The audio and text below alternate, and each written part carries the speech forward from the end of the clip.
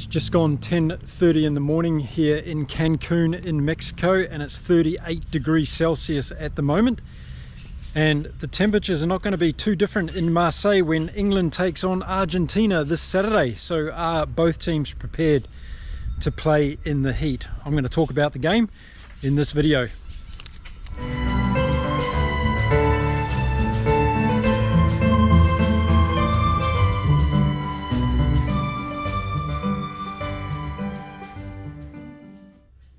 Hello and welcome to Inside Rugby. My name is Mark. I'm a Kiwi rugby fan that lives in Cancun in Mexico, and in this video we're going to talk about that stinking hot weather in Marseille this weekend and whether or not the two teams, Argentina and England, are going to be able to deal with that.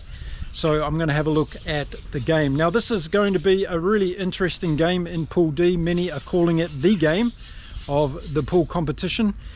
And I've decided to give the Argentinians a label of this in this World Cup called the Disruptors, because while I don't think they've got it in them to go all the way in this year's Rugby World Cup, I do think they're going to cause some teams some problems, and that's why I've decided to call them the Disruptors. I love the Argentinian rugby team. I think they're a fantastic bunch of guys, and they're playing very, very well for Michael Cheika and the coaching crew. So expect them to turn up and play very, very well on Saturday in Marseille. Now this is going to be a really interesting game in the pool, and as we've seen in a lot of the other pools, particularly starting tomorrow with the All Blacks against France, and then we've got South Africa against Scotland in Pool B.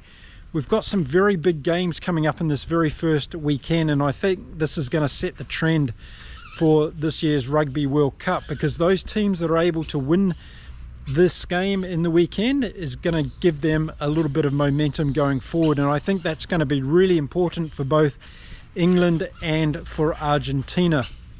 Of course, England are coming off that loss to Fiji at Twickenham, and there's got to be a lot of doubt in that team at the moment. They haven't been playing well. The typical English press have been getting all over them and giving them a horrid time.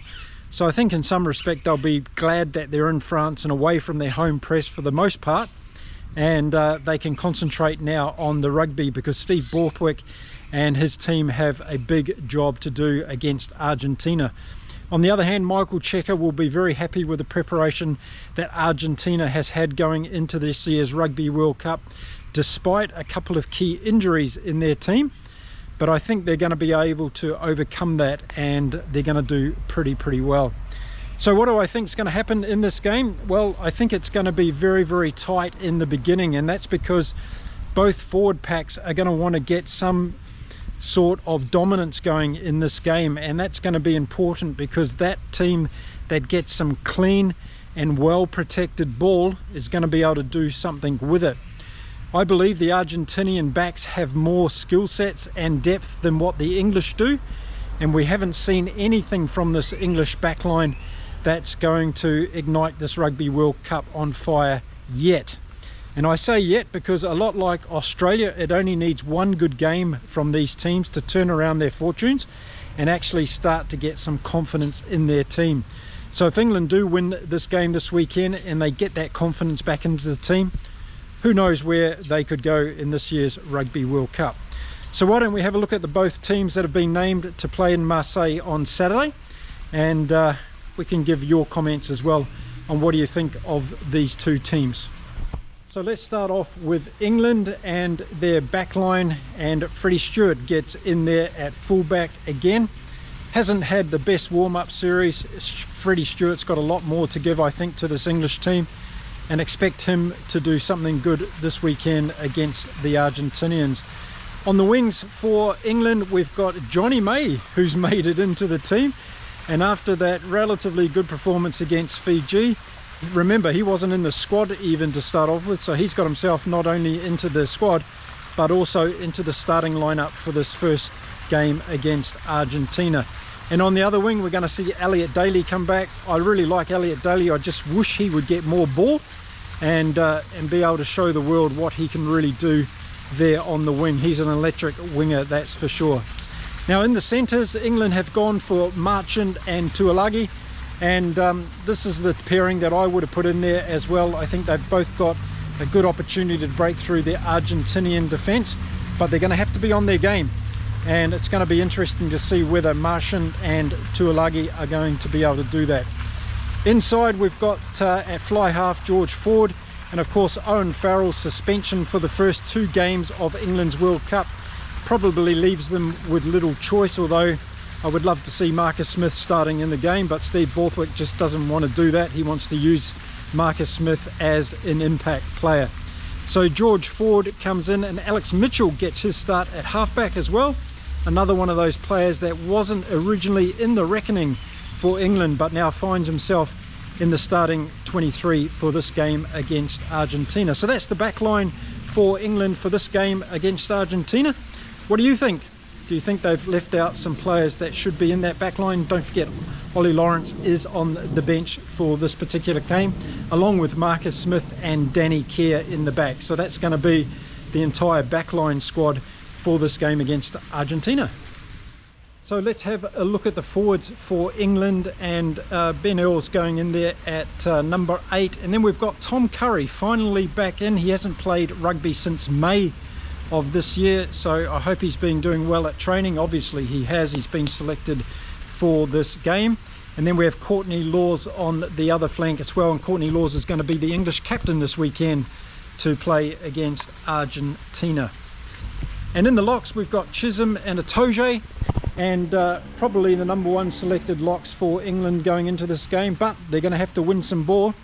And Itoje is one of those players that has got spectacular athleticism and should be firing on all cylinders, but we haven't seen him doing that in the warm-up games. Let's hope he has a good one against Argentina this weekend. And England's front row consists of Cole, George and Genge, so a strong front row there from England. But again, I wasn't impressed with the way that their pack went against Fiji, so it's going to be interesting because these Argentinian boys, they're going to bring the game to both the scrummaging and the lineouts. So that's the interesting aspect of it from the English point of view. I want to see whether these forwards can actually take it to Argentina, or whether they're going to have some trouble against this big pack that Argentina's put into this selection this weekend. Looking at the reserve forwards for England in this game, Theo Dan, Martin, Marler, Stewart and Ludlam. So a good strong bench there for the English to come on. Joe Marler's got to watch himself, of course, with discipline, and make sure that they don't get any yellow cards. Like all the other games this weekend, discipline is going to be the key. So can England keep all 15 players on the field? Someone put that in one of my comments. I like that, so I wanted to use that today. But it is a point, and they've been very poor when it comes to discipline, and of course they're missing Owen Farrell and Billy Vunipola because of those disciplinary issues. So that's the England lineup for this game. Let me know what you think, whether they're going to be good enough to beat Argentina, I should say. And let me know whether or not they're going to be able to handle the heat in Marseille. I wouldn't have expected that. They've had a lot of hot weather training until they've been down there in France. But I think that's going to have a big impact on all the games this weekend, and we're going to see what teams really have focused very well on their physical. So let's have a look at the Argentinian team that's taking on England this weekend in Marseille, and we'll start off in the backs. And at fullback we've got Malia, and then on the wings we've got Boffelli and Carreras, and both of those guys have the potential for scoring good points for this Argentinian team. Of course, Boffelli is going to be doing a lot of the kicking, and we'll see whether he's got his kicking boots on or not this weekend. In the centres for Argentina we have Cinti and Choco Barras, and they bring a lot of speed. I'm not too sure about Cinti. I've seen him play a couple of good games, but I want to see how he goes in this year's Rugby World Cup. Going to be interesting to watch him. And then Santiago Carreras at fly half. He's the talisman of this team and a fantastic player, and I hope he gets to really shine at this year's World Cup, because he's such a good player, and I think he can add so much to this Argentinian team. Well, he does add so much to this Argentinian team. And then at halfback we've got Bertrand back in there again, teaming up with Carreras, and I think those two play well off each other, and I think Bertrand is good at getting this Argentinian team going forward. So those are the backs for Argentina, and I think a good back line, and they got some good kicking options there as well, and I think that's going to be a strategy that Argentina bring to this game against England this weekend. I think Carreras is going to give some box kicks and some high balls to the English back three, test them out, get the Argentinian forwards moving forward and putting pressure on England at the back. And I think that could be a play that works out well for Argentina. Okay, let's look at the rest of the Argentinian team, and we'll look at the forwards now and see who's lining up for them this weekend. So the Argentinian forwards, and at number 8 we've Gallo, and then the flankers we've got Montoya, of course, who's a great player, Juan Montoya, and on the other flank we've got Codella, and then 2 big locks in Alemano and Lavanini, and let's hope Lavanini can stay on the field throughout this year's Rugby World Cup, because it has been a weakness of his game. But I must say in recent games he's played very well, and he's also kept himself on the field, so Michael Cheika will be wanting Lavanini to have a big game. He's been very impressive in the breakdowns, and I've watched him in the last couple of Argentinian games. He's been explosive in getting the ball back for Argentina, and he's also been very good at running at the line, so been pretty impressed with the way that Lavanini has been playing. Let's hope he keeps that up and keeps himself on the field this weekend. So the front row for Argentina, Matera, Crema and Gonzalez, a good front row, but again they've been hurt a little bit through injury, so we'll have to see how that goes for the duration of this World Cup for Argentina. But again, Argentina bring big forwards to these games. They're becoming more and more athletic, getting around the field faster. I remember back 10 years ago they were just big lumps of solid men, and now they're big athletes that get around the field very, very well. And of course we've tasted their wrath in Christchurch in New Zealand when they beat the All Blacks very, very well indeed in that particular game. So I think Argentina goes into this game with a lot of belief that they can beat the top teams in world rugby now. I think Michael Cheika has installed that belief in the Argentinians. They would have seen how England's journey has been going to get to the stage of the beginning of the Rugby World Cup, and I think that'll give them a lot of confidence going into this game on Saturday. If the heat's going to be a factor, then the benches are going to come into play, and with Danny Kerr and Marcus Smith and Ollie Lawrence coming off the English bench, they have some potential to open this game up. I was impressed with Danny Kerr when he came on the last couple of games. He's injected a bit of speed into the English backline, and if Marcus Smith is there at the same time, then that's the visionary that England need to really get things going in their backline. But again, it'll be up to those players that are the run-on players for this game for England to see whether or not they can get through that Argentinian defence. I've been very impressed with the Argentinian defence through the Rugby Championship series. Of course it can improve, but I think they've held out both the All Blacks and the Springboks for periods of time in the games that they played against those two teams. And I think that's going to be a really important component for Argentina in this game, is that they've played those top couple of teams in the world before they go into this Rugby World Cup. So coming up against England, a team that's just been beaten by Fiji and hasn't been playing that well, I think Argentina are going to use that battle-hardened mentality that they got from playing the All Blacks and the Springboks in the Rugby Championship, and they're going to be able to bring that to this game. So let's have a look at the Argentinian bench to come on this weekend, and in the backs we've got Velez and Moroni, and then in the forwards we've got Creevy, who's playing over 100 internationals now for Argentina, Scalavi, Bello, Petty, Rubilio and Bruni. So a good bench there also for Argentina, and Michael Cheika is going to have to use that bench strategically throughout this game, I think, to really make a difference. So what do England have to do to win this game against Argentina? Well, I think if they're going to use a kicking strategy, they have to be very smart. I'd like to see some chip kicks in behind the Argentinian defence and get them moving backwards and get them a little bit confused. I think an overuse of the box kick is not going to work for England in this particular game, because I think Argentina has enough power and force in the back three to be able to return those balls with interest. So I don't think that's a good strategy for England. They should play the game at pace, England, if they can, because moving these big Argentinian forwards around is going to have payday in the last quarter of this particular game. I would also be varying the lineouts and not getting any set pieces into a rhythm for Argentina. So some short lineouts, some fast lineouts.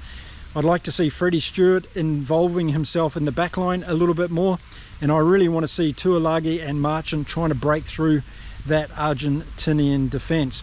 But for England to win, they've got to get clean ball, it's got to be good ball, and they've got to use that ball in creative ways. And if that means bringing on Marcus Smith and Ollie Lawrence to be able to crack through that Argentinian defence, if the game is tight at that stage, then that's what they need to do.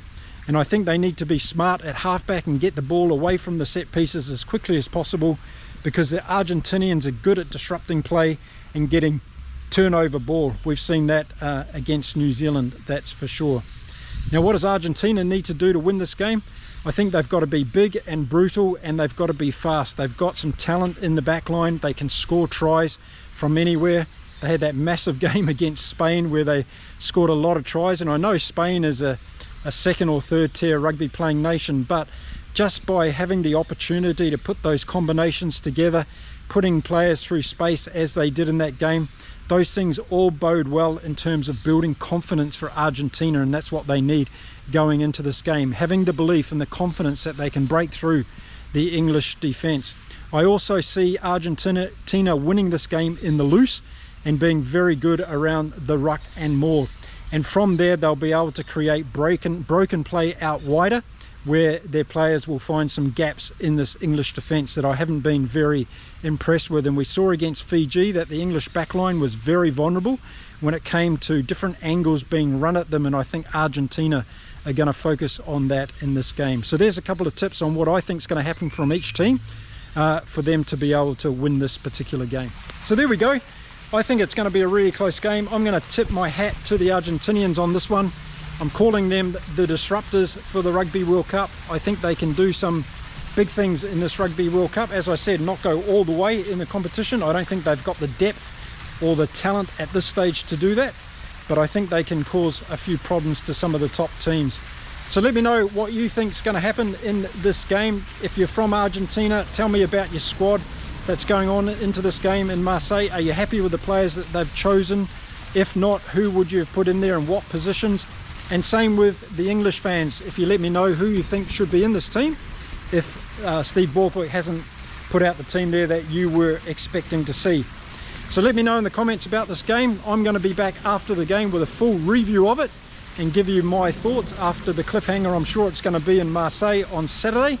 So until then, take care everyone, enjoy the rugby starting in 24 hours time when the All Blacks take on France at the Stade de France. It's going to be an enormous game, and the World Cup is finally going to be underway. So I'll see you again really soon in the next video. Until then, stay safe and stay well, and enjoy all the rugby you're about to watch. Bye for now.